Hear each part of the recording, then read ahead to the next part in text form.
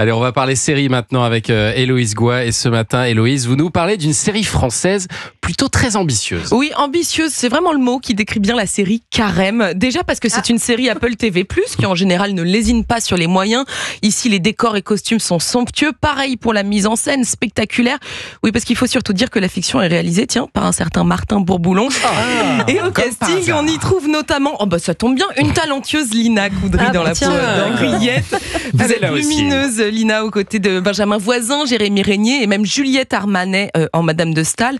Bon, si tout ça ne vous suffit pas, à vous qui nous écoutez, j'ai 3 mots pour vous résumer les très grandes lignes de la série. Complot, cuisine et sexe. Là, normalement, j'ai toute votre attention pour vous parler de Carême.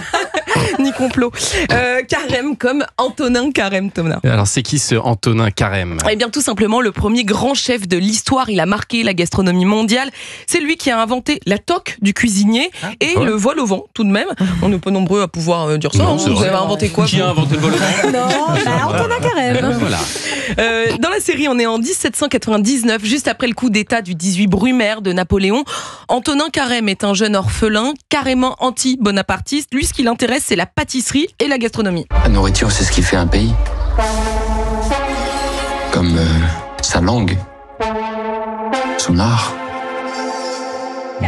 C'est le premier que nous connaissons. La nourriture peut parfois être plus éloquente que les mots. La nourriture peut parfois être plus éloquente que les mots, et ça, un certain Talleyrand l'a bien compris. Alors qu'il est ministre des Relations extérieures de Napoléon, il fait entrer Antonin Carême dans l'histoire, parce qu'il lui propose de cuisiner aux Tuileries, si et seulement si le jeune homme accepte de lui rendre quelques services en échange. Vous serez le chef pâtissier de la France. C'est là que vous allez m'aider pour quelque chose de délicat, dangereux et tenu secret. Ne me décevez pas.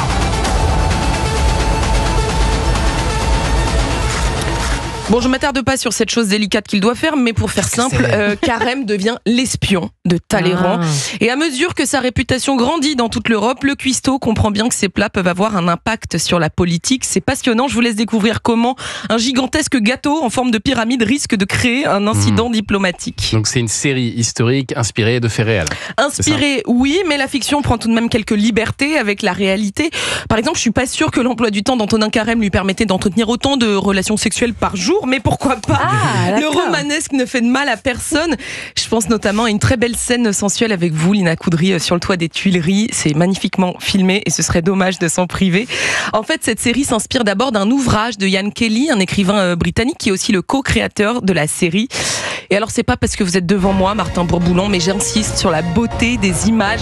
Les scènes de cuisine sont magnifiques. Rien que la découpe d'oignons est folle et sexy. Je ne pensais pas dire ça un jour. Je l'ai vraiment pensé. Je pensais pas prendre autant de temps à filmer des oignons. Mais c'est magnifique. C'est vrai que ça peut être très sexy, un oignon. Ça doit Des coupes d'oignons. Non mais vraiment, il faut le voir pour comprendre. Et si sensuel même. C'est vrai. Et si vous avez faim quand vous regardez, vous êtes foutu quand vous regardez le générique somptueux. Vous ajoutez à ça des personnages complexes, des complots qui se croisent, une réflexion sur la place de la gastronomie dans la politique, et vous obtenez un thriller politique qui se regarde à toute vitesse. En revanche, vu le cliffhanger du dernier épisode de la saison, notamment avec votre plan de vengeance de votre personnage, Lina, j'ose espérer qu'il y aura une saison 2. Ah, c'est prévu ou pas ? On sait pas, on aimerait. Vous aimeriez bien ? Oui, mais bien sûr. On veut pas. Pas tout dévoiler encore. C'est pas signé, mais ça veut peut-être dire oui, ça. Disons qu'il y a des idées très précises sur la saison 2. Maintenant, on attend encore quelques petits éléments, mais on sera là pour vous l'annoncer quand ça arrivera. Très chouette. On attend le go d'Apple TV+.